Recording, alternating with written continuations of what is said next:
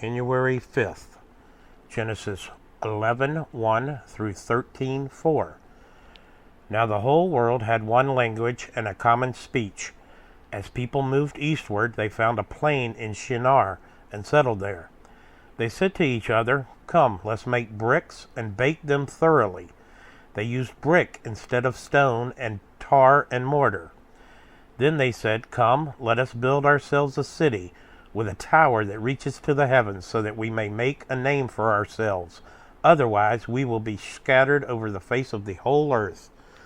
But the Lord came down to see the city and the tower the people were building.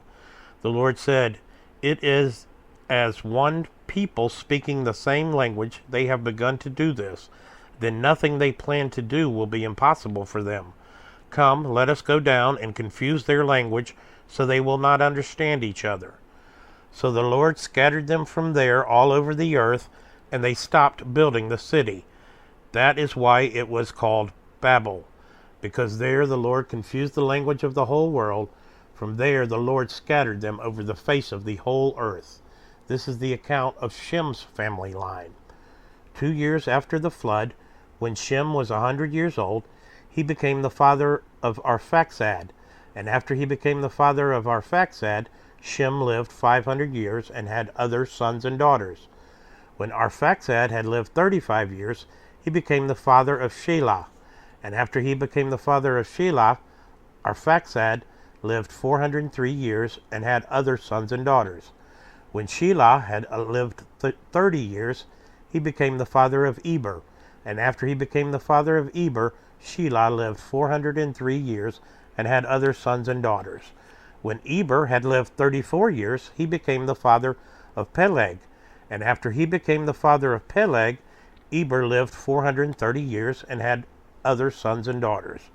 When Peleg had lived 30 years, he became the father of Reu. And after he became the father of Reu, Peleg lived 209 years and had other sons and daughters. When Reu had lived 32 years, he became the father of Serug. And after he became the father of Serug, Reu lived 207 years and had other sons and daughters. When Serug had lived 30 years, he became the father of Nahor. And after he became the father of Nahor, Serug lived 200 years and had other sons and daughters. When Nahor had lived 29 years, he became the father of Terah. And after he became the father of Terah, Nahor lived 119 years and had other sons and daughters. After Terah had lived 70 years, he became the father of Abram, Nahor, and Haran. This is the account of Terah's family line. Terah became the father of Abram, Nahor, and Haran. Haran became the father of Lot. While his father Terah was still alive, Haran died in Ur of Chaldees, in the land of his birth. Abram and Nahor both married. The name of Abram's wife was Sarah, and the name of Nahor's wife was Milcah. She was the daughter of Haran, the father of both Milcah and Iscah. Now Sarah was childless because she was not able to conceive. Terah took his son Abram, his grandson Lot, son of Haran, and his daughter-in-law Sarai, the wife of his son Abram, and together they set out from Ur of the Chaldeans to go to Canaan. But when they came to Haran, they settled there. Terah lived 205 years, and he died in Haran. The Lord said to Abram, "Go from your country, your people, and your father's household to the land I will show you. I will make you into a great nation, and I will bless you. I will make your name great, and you will be a blessing. I will bless those who bless you, and whoever curses you I will curse, and all peoples on earth will be blessed through you." So Abram went as the Lord had told him, and Lot went with him. Abram was 75 years old when he set out from Haran. He took his wife Sarai, his nephew Lot, all the possessions they had accumulated, and the people they had acquired in Haran, and they set out for the land of Canaan, and they arrived there. Abram traveled through the land as far as the site of the great tree of Moreh at Shechem. At that time the Canaanites were in the land. The Lord appeared to Abram and said, "To your offspring I will give this land." So he built an altar there to the Lord, who had appeared to him. From there he went on toward the hills east of Bethel and pitched his tent, with Bethel on the west and Ai on the east. There he built an altar to the Lord and called on the name of the Lord. Then Abram set out and continued toward Negev. Now there was a famine in the land, and Abram went down to Egypt to live there for a while because the famine was severe. And he was about to enter Egypt. He said to his wife Sarai, I know what a beautiful woman you are. When the Egyptians see you, they will say, this is his wife. Then they will kill me, but will let you live.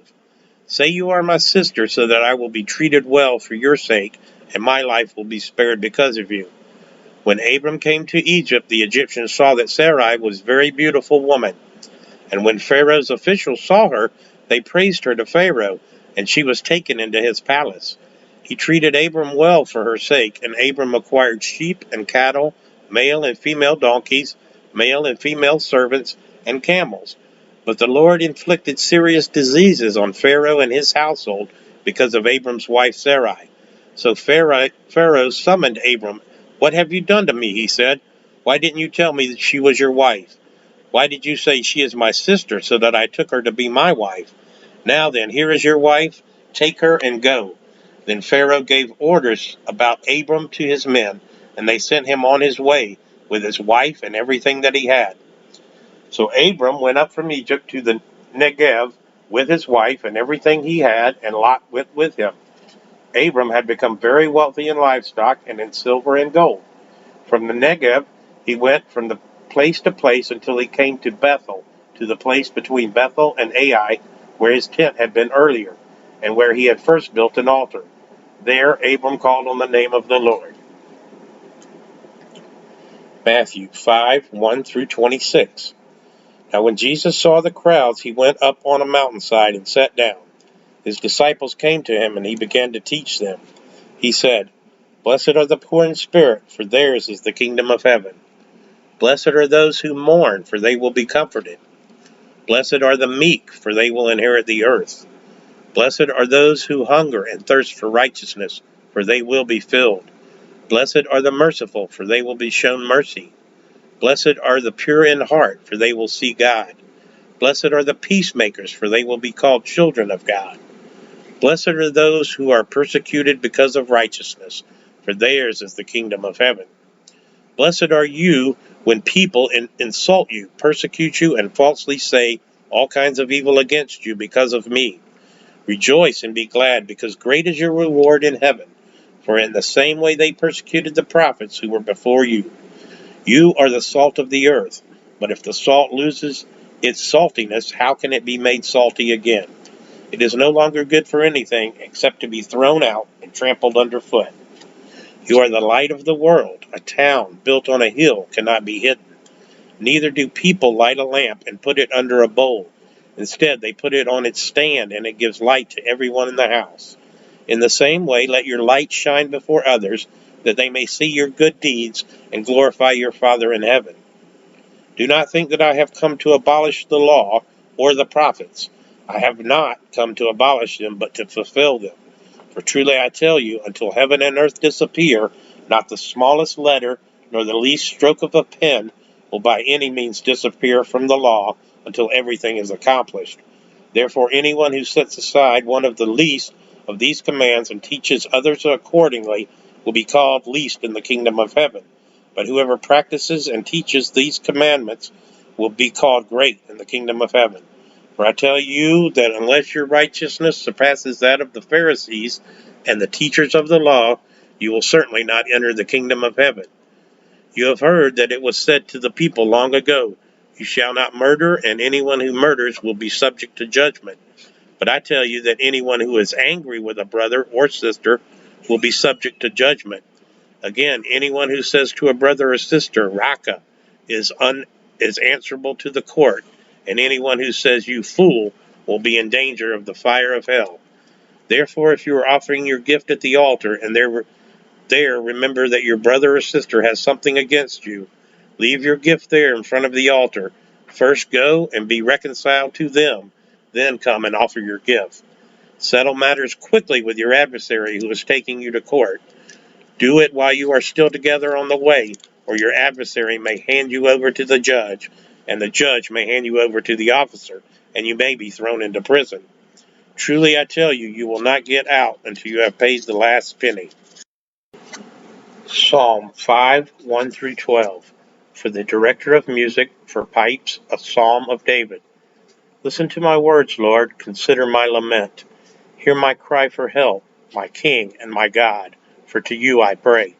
In the morning, Lord, you hear my voice. In the morning I lay my requests before you and wait expectantly. For you are not a God who is pleased with wickedness. With you, evil people are not welcome. The arrogant cannot stand in your presence. You hate all who do wrong. You destroy those who tell lies. The bloodthirsty and deceitful you, Lord, detest. But I, by your great love, can come into your house. In reverence I bow down toward your holy temple. Lead me, Lord, in your righteousness. Because of my enemies, make your way straight before me. Not a word from their mouth can be trusted. Their heart is filled with malice. Their throat is an open grave, and with their tongues they tell lies. Declare them guilty, O God. Let them in their intrigues be their downfall. Banish them for their many sins, for they have rebelled against you. But let all who take refuge in you be glad. Let them ever sing for joy. Spread your protection over them, that those who love your name may rejoice in you. Surely, Lord, you bless the righteous. You surround them with your favor as with a shield. Proverbs 1:24 through 27.